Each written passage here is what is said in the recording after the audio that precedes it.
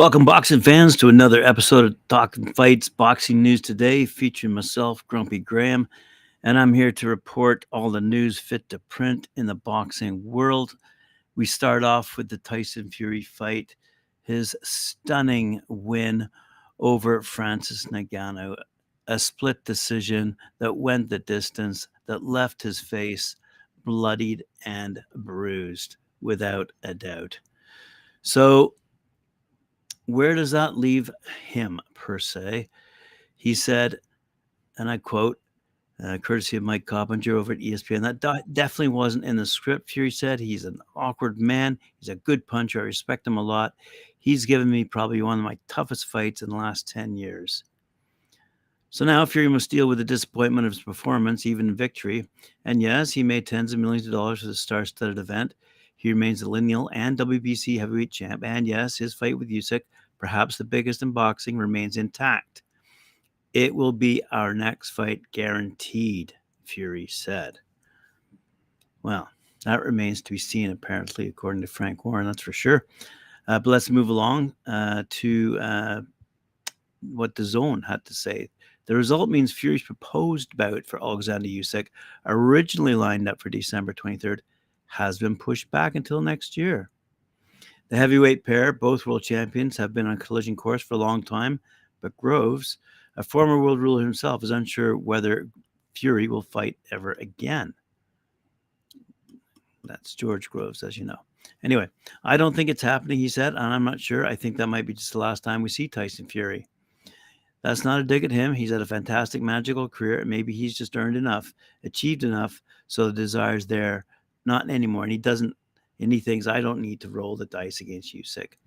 I think it'll hurt him much more getting beat by Usyk than being tarnished for not fighting him. Let's move along to what I believe this is Frank Warren saying here. Yep. So after the debutant boxer, Francis Ngannou, used his skills to drop the 35-year-old WBC heavyweight king, and leaving him with a gash in his forehead and a big welt under his left eye, that's for sure. Frank Warren claimed his star man after the fight would not be fit for the December matchup with Alexander Usyk. The Hall of Fame boss even suggested Fury has the power to push the historic clash with Ukraine's WBA, IBF, and WBO boss back to as late as February. But according to Sun Sport, Sun paper over in England, they said they understand December 23rd is written in the £200 million three-fight contract, and only a serious industry and bona fide doctor's note can delay the bout by a couple of weeks at most. After watching Fury's disastrous showing that controversially earned him a split decision win, Usyk said, I don't think anything about Tyson Fury's performance. I let him think about me. I just need him on December 23rd. The fight is happening on December 23rd. We have it in the contract. It's December 23rd or never. We understand the IBF could strip Usyk of his world title if he does not defend it in the four-belt battle before the end of the year, to allow frustrated, long-standing mandatory challenger Filip Hrgovic to compete for it.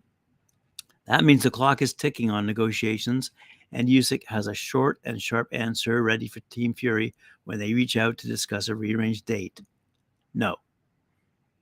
He said, without the usual need for a translator, I need Tyson. We'll see if that happens. So you're probably wondering about the top 10 heavyweight list as it stands. So this is according to boxing247.com, who have put this together because the WBC kindly put Francis Ngannou's name in that top 10. Not really sure if that's official or not, but let's have a quick read and see what boxing247.com says. Number 1, top heavyweight in the world, Alexander Usyk. The best heavyweight on the planet today until anyone proves different. Number 2, Tyson Fury, still unbeaten, but lacking a notable win for some time. Number 3, Anthony Joshua, 2 somewhat low-key wins under his belt since back-to-back losses to Usyk. Number 4, Deontay Wilder, desperately needs action, but has been beaten only by Fury. Zhilei Zhang, coming off 2 big wins over Joe Joyce. Filip Hrgovic, unbeaten, holds a win over Zhang, albeit via controversial decision, and is the IBF mandatory challenger. Joseph Parker, a former WBO champ, and his 3 low-key wins removed from his loss to Joyce. But I might want to mention here the Simon Keane victory on the undercard of the Fury fight. Joe Joyce, beaten only by possible boogeyman Zhang. Jared Anderson, our favorite from the United States, the unbeaten young hotshot.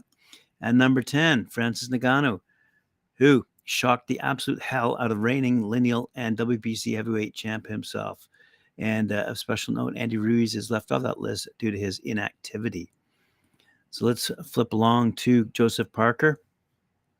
Kiwi Joseph Parker has kept his world championship aspirations alive with an emphatic knockout win on the undercard of Tyson Fury's latest fight in Riyadh, Saudi Arabia. This is courtesy of News Hub out of New Zealand. The former WBO heavyweight title holder continued his comeback with his 3rd win of the year, catching Canadian Simon Keane with an uppercut in the 3rd round to end the contest. Keane, 34 years of age, brought his 22-1 record to the bout, including 22 knockout wins, but was not in the same league as Parker, who toyed with him for the 2 opening rounds before moving in for the kill. Seemingly frustrated, the Canadian waved his arms to invite Parker forward, and the Kiwi obliged, landing a vicious right hand that knocked his opponent to the canvas for the 23rd knockout of his pro career. So there you go. Parker now hopes he'll get another title shot, which was dealt a severe setback back in September 22, as you'll recall, when he suffered his 3rd career defeat to Joe Joyce, who inflicted the first knockout loss on the former champ. By the way, he's currently ranked number 6 by the WBO, and he's tried to stay active, beat Englishman Jack Massey by unanimous decision back in January, and Feya Apulu in May. So there you have it. Joseph Parker beat our Canadian boy Simon Keane.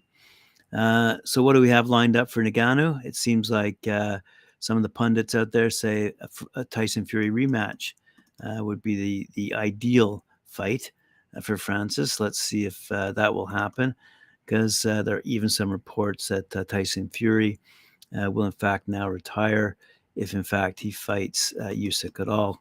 Deontay Wilder would be another good matchup for Deontay. He's been out of the ring for a while since his loss to Fury. It's not off the table, and Ngannou may look to set up a boxing match with Deontay Wilder. That'd be a good slugfest, I think. Anthony Joshua, I don't know. Although Eddie Hearn certainly thinks that Anthony Joshua could beat Ngannou. Realistically, I'm not sure. A fight between the two, Joshua and Ngannou, would be big business. Even the boxing purists aren't sold on it. Joshua is one of the biggest sporting stars in the United Kingdom. So what? And Ngannou, who has lived in his entire adult life in France, has plenty of cachet in Europe as well. So Joshua would have to be favored on the basis of his massive experience advantage.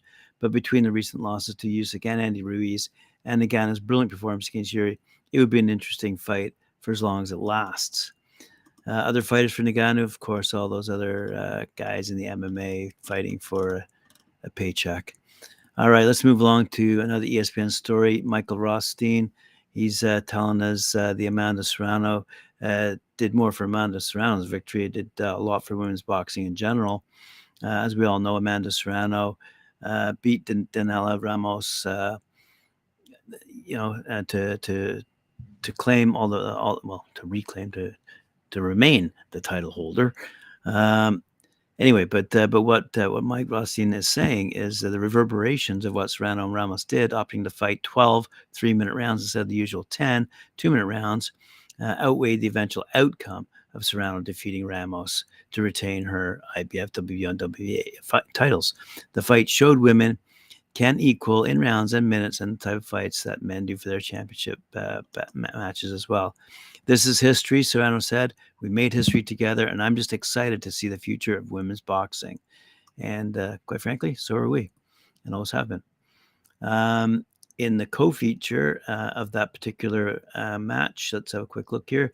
2016 Olympian local favorite and WBA Continental America's bantam champ Antonio Vargas, 17-1, defeated former WBA fly champ Tyson Herman Marquez over 10 rounds, scoring a pair of knockdowns. There was another worthy fight to mention. WBA Continental America's welter champ, southpaw Cuban Damian Lascali. He's 6-0 now, knocked out Ray Barlow in the 9th round of their scheduled 10-rounder. Elsewhere, we also saw in that fight super middle Angel Chavez, 9-0, easily defeats Slade and Balkan superstar Janin over 6 rounds. Was there another battle? Yes, there was. Light Alexander Rios, 7-1, lost a split decision to Benigno Aguiar, who's now 11-0 over 6 action-packed rounds due to a knockdown. So, some good fighting to be had around the world, but it doesn't stop there, because we had mentioned on the Friday night panel Oshaki Foster, who, quite frankly, was losing his battle against Eduardo Rocky Hernandez until the very last round. And it was a ringing endorsement for opening score. Scoring came in the visiting WBC junior lightweights titleist come from behind 12th round knockout of Hernandez, because Foster had trailed on 2 of the 3 scorecards, a fate and his team learned through 4 and again after 8 rounds in the zone main event this past Saturday held in Cancun, Mexico. My coaches were telling me that I was behind, so I knew I had to push it before I lost my belt, Foster revealed after his dramatic win. I have to give it all. That's what I did. Rocky's a hell of a puncher, hell of a fighter. I had to dig deep, but I knew I could catch him. So Foster hurt Mexico Hernandez's record, 34-2, 31 knockouts in the 11th round, and twice sent him to the canvas in the fateful 12th and final round. The 30-year-old from Orange, Texas, trailed by scores of 107-102 and an absurd 110-99 tally on the disgraceful scorecard of Nicholas Hidalgo. Foster, 21-2, 12 knockouts, led 106-103 on the third card, but even the 2 knockouts would not have been enough to retain his title had it gone the distance. So there you go. As we somewhat predicted, Oshaki Foster won his battle by a convincing knockout in the last 12th round. Let's move along to see a couple of other results. Unbeaten super lightweight Alex El Toro Vargas, 14-0, outpointed Julio El Pantera Rosa over 8 rounds to claim the vacant WBA Continental USA title that was held on Saturday night at the Paramount in Huntington, New York. In the co-feature, super welterweight Wendy Haitian Fire Toussaint stopped Jarmon Quadruple J Jones Jr. In round number 3 and a bout for the WBA Continental USA 154-pound belt. Toussaint wasted no time getting back to work as he staggered Jones in the first 30 seconds before unloading an onslaught of punches. A Toussaint 1-2 combination at the end of the first round sent Jones to the canvas for the first time. Then with 29 seconds left in the third round and Jones pinned in the corner, Toussaint dropped Jones for the second time with just 2 seconds left in the round, and another Toussaint onslaught. Referee Pat Sullivan stepped in to call a stop to the fight. If you're curious about Mexico City, what was happening down there, former world title challenger Christian Gonzalez, 15-2-1, 5 knockouts out of Mexico, and unbeaten Tobias Pitbull Reyes, 13-0-1 of Argentina, fought to an exciting draw Saturday night at the Arena Ring Central de Ciudad de Mexico. The fight had good two-way action. The fight had good two-way action with many exchanges. Both fighters seemed in agreement with the decision. Gonzalez had previously fought unbeaten world champ Jesse Bam Rodriguez. Very tough, losing on points, though. There's another quick little fight I wanted to mention. Unbeaten Kaneko stops China's Kai. Unbeaten Japanese feather prospect Kota Kaneko is now 4-0. Displayed a good form and impressively halted China's Fan Chai 5-5-1 at 1 minute and 6 seconds of the 6th round in a scheduled 8-rounder in Tokyo, Japan. Kaneko, whose amateur mark was 56-13, caught the taller Chinese man with a smashing left hook, dropping him twice in round number 2, with Kai having a narrow escape saved by the bell. Kai, a durable southpaw puncher, was in command in the third, but Kaneko took back the initiative and hurt him with steady, accurate lefts in the rounds 4 and 5. The 6th saw Kota furiously swarm over him to prompt the referee's well-timed stoppage. Very good stuff. Let's move along quickly to World Boxing and their news. Out of Cologne, Germany, 52 boxers representing 13 flags will contest in the semifinals in World Boxing Cup Cologne 2023. It comes after the quarterfinals were completed over 33 bouts. All the results from a day of superb action, which featured strong performances from the host nation, along with England, Australia, and Mongolia.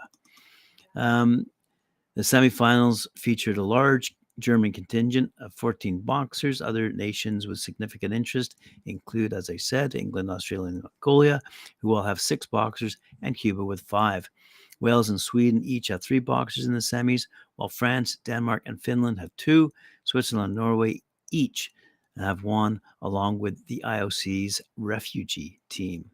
And that's an interesting little matchup. I just wanted to mention it. Where is it? Here it is. The story reads, it was an exciting first day of action at the tournament, which saw 52 boxers take part in 26 bouts. One country which enjoyed a very good start to competition was Wales, which saw 2 of its strongest boxers come through tricky first-round contests. In the men's light middleweight competition, 2022 European Championship silver medalist Karen Croft overcame Sweden's Kevin Scott via 4-1 split. In the 62 kilogram in the women's category, Rosie Eccles secured qualification for Paris 2024, continued her good form with a unanimous win over Emily Solvika. In the, where the heck is it? Sorry, boys. All right. I thought for sure I saw it somewhere. Oh, yes, here it is. Omid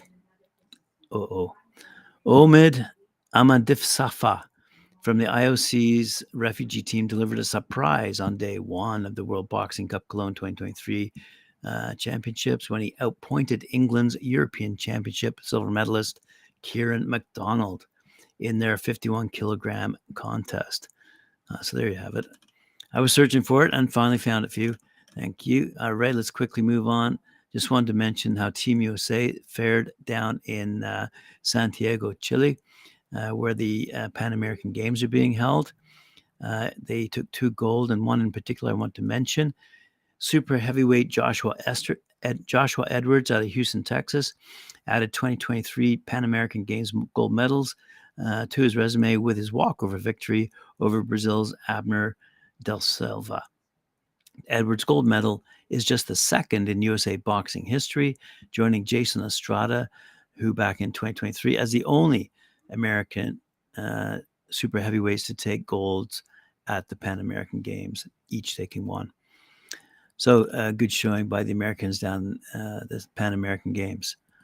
All right. Well, boxing fans, thanks for joining me once again here on Talk and Fight. Appreciate it very much. Remember to like, share, subscribe, hit that notification bell. We'll see you later on at 4 p.m. when I join Mike Orr for his show Knuckle Up at 4 p.m. Eastern Time.